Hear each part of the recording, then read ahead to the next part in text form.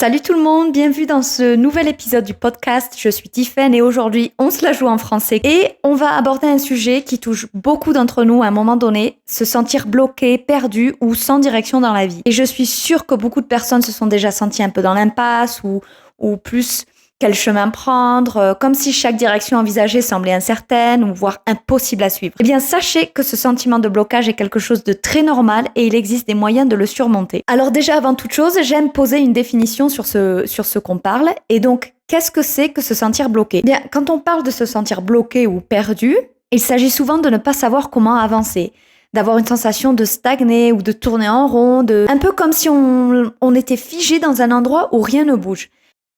Et alors du coup, je me demandais pourquoi on ressent ça. Alors d'un point de vue des neurosciences, ce sentiment est lié à la manière dont notre cerveau fonctionne face à l'incertitude. Nos cerveaux sont câblés pour rechercher des repères et des certitudes. Mais lorsque ces repères disparaissent ou deviennent complètement flous, notre cerveau entre dans un état de stress. Et ce stress peut inhiber notre capacité à penser clairement et donc à prendre des décisions. Et alors du coup, clairement, je me suis posé la question, qu'est-ce qui se passe dans notre cerveau quand on se sent bloqué ? Et ça, c'est une question que j'ai souvent explorée pendant mes études de neurosciences et que je me pose encore parce que j'ai pas encore fini. Bon, bref. Lorsqu'on est face à une décision importante, du coup, plusieurs zones de notre cerveau sont activées, dont celles responsables de la gestion du stress et de la prise de décision. Et donc, du coup, quand ces zones sont en suractivité à cause de l'incertitude qui se passe en nous, mais ça engendre des émotions négatives comme la peur, l'anxiété, et c'est ce qui rend encore plus difficile d'agir. En fait, c'est pour ça qu'on fout rien, qu'on tourne en rond ou qu'on choisit de rester sur le canapé. Et en fait, c'est là qu'il faut apprendre à prendre un pas en arrière et à juste calmer notre esprit pour revenir, disons, à une forme de clarté et se poser les bonnes questions. Bon bref, ça c'était pour la partie scientifique, on va dire. Mais il y a aussi une autre explication. On va dire un peu plus sociétale à ce sentiment de blocage qu'on ressent. Et une question qui revient souvent est pourquoi tant de gens se sentent bloqués entre, disons, 28 et 35 ans. Et les études, encore une fois, le montrent. C'est souvent à cet âge-là qu'on ressent le plus cette impression d'être perdu. Mais pourquoi ? Eh bien, en fait, jusqu'ici, la vie, c'est un enchaînement logique. On grandit, on va à l'école, on passe des diplômes, on trouve un taf, et ensuite, c'est justement ça le problème. Après toutes ces étapes dictées par la société, les parents ou nos propres croyances, il n'y a plus de plan tout prêt. Il n'y a plus de ligne directrice évidente, c'est juste une routine qui s'installe et une question qui s'invite constamment. Et maintenant, quoi ? Et donc, c'est exactement à ce moment-là que beaucoup de gens bloquent, parce qu'ils réalisent qu'ils ont suivi un chemin tracé sans jamais vraiment se demander si ça leur convenait. Et parce que leur rêve était resté souvent en arrière, ou parce que tout semble stable en apparence maintenant, mais à l'intérieur, il y a ce grand vide. Et ça, c'est normal.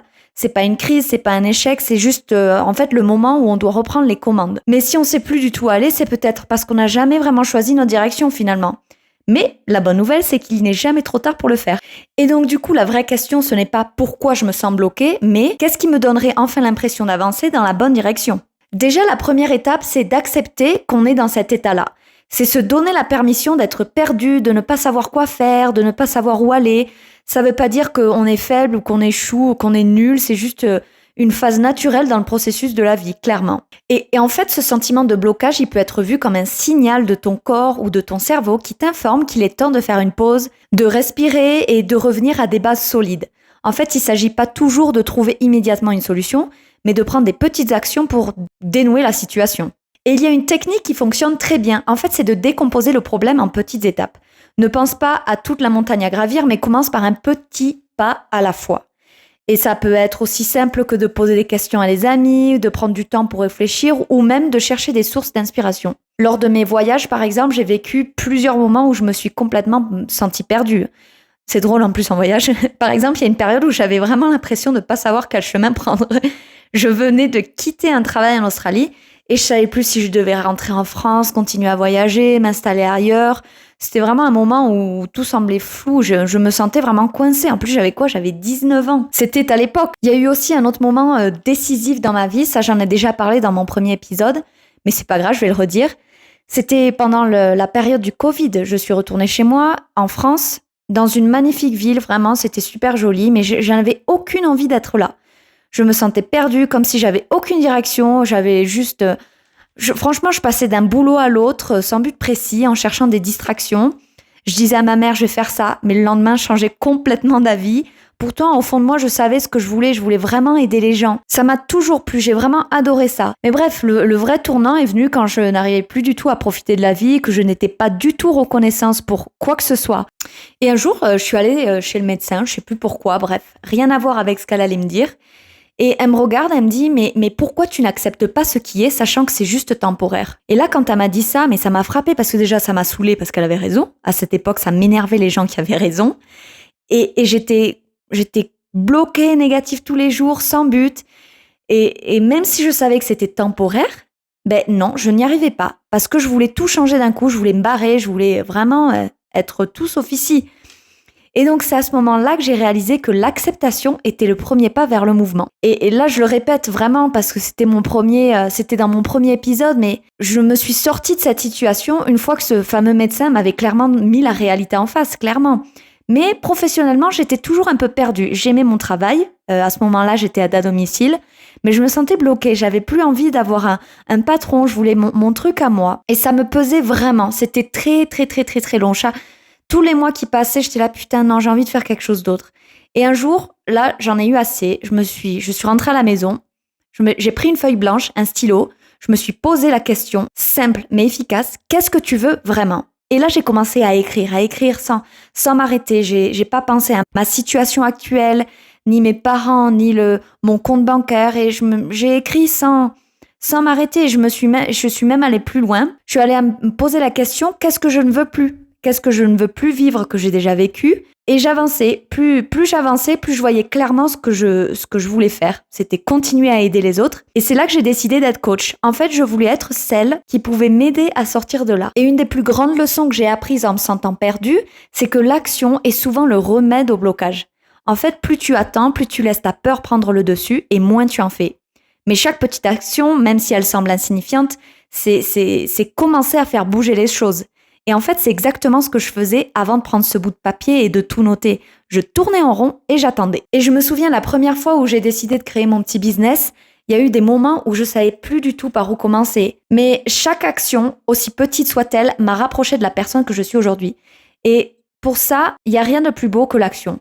Et crois-moi, la clarté vient avec l'action. La confiance vient avec l'action, la patience vient avec l'action. Ça, c'est quelque chose que je travaille tous les jours. Mais voilà, en fait, l'action, c'est ce qu'il y a de plus important dans notre vie. Et si aujourd'hui, tu te sens bloqué ou perdu, sache que c'est juste une période de transition. C'est une phase temporaire, c'est pas la fin du voyage. En fait, il faut que tu prennes du temps pour te recentrer.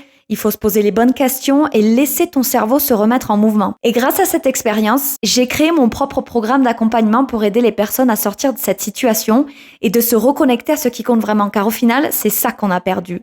Ce programme, il est basé sur mon expérience personnelle et notamment sur mes études de coach et de neurosciences. Et c'est ce que j'aurais voulu avoir quand j'étais perdue à cette époque. Et il y a des personnes qui l'ont testé et ça a été transformateur pour eux. Par exemple, il y a une personne qui est partie actuellement faire le tour d'Asie à vélo. Et elle était constamment stressée à cause du futur. Elle me disait son rêve, c'est d'enseigner l'anglais en Asie.